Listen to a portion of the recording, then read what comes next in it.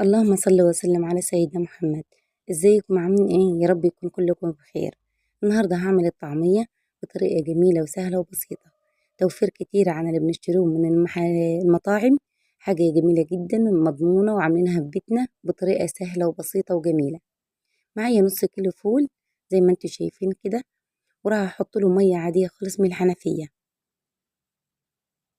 اسيبها بقى مدة 4 ساعات 5 ساعات، لغاية ما الفولة تلين كده وتشرب من المية.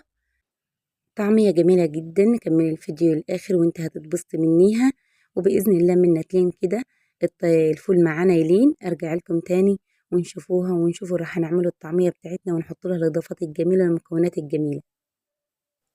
وخلاص على كده أنا معايا ما شاء الله زي ما انتوا شايفين الفول معايا لان وشرب من المية كده وبقي يتكسر على طول معايا.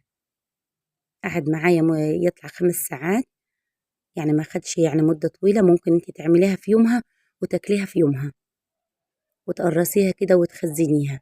معايا انا بصلاية، معايا توم اخضر كنت مفرزاه، ومعايا كزبرة، مع عودين كده من الشبت، بيدي طعم حلو خالص من الشبت للطعمية.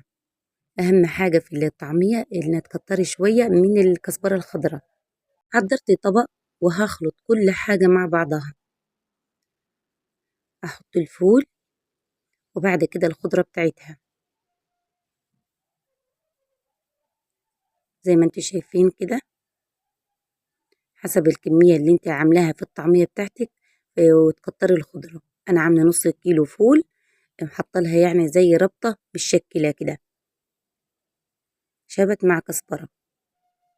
حطيت لها معلقة صغيرة من الملح، ومش هحط لها البهارات بتاعتها الجميلة ولا السمسم لغاية ما انا افرمها في الكبة او في الخلاط. اقلب كل حاجة مع بعضها كده زي ما انتوا شايفين. التوم جميل جدا، بيديها ريحة جميلة جدا التوم. زي ما انتوا شايفين كده انا راح احطها في الخلاط. لو انت عايزة تحطها في الخلاط حط لها شوية مية صغيرين خالص، بس ما تكتريش مية في الطعمية.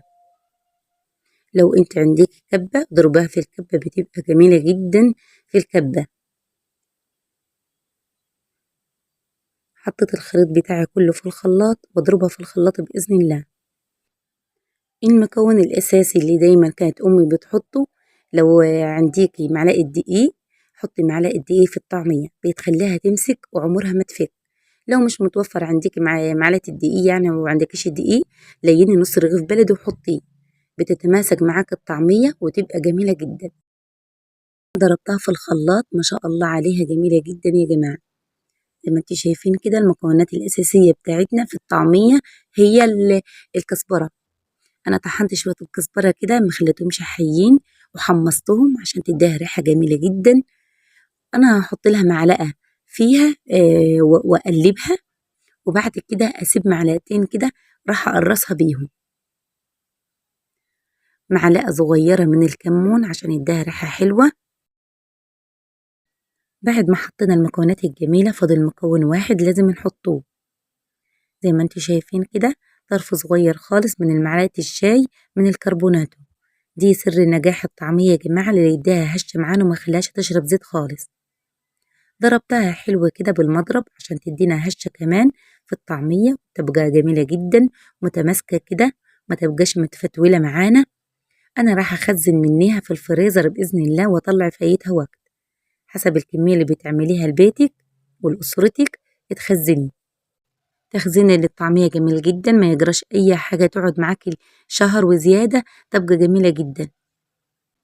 أنا خزنت في الفريزر وطلعت على قد أسرتي زي ما انتوا شايفين كده، طبق يعني زي صغير كده ما شاء الله. معلقتين من السمسم ومعلقتين من الكزبرة المطحونة.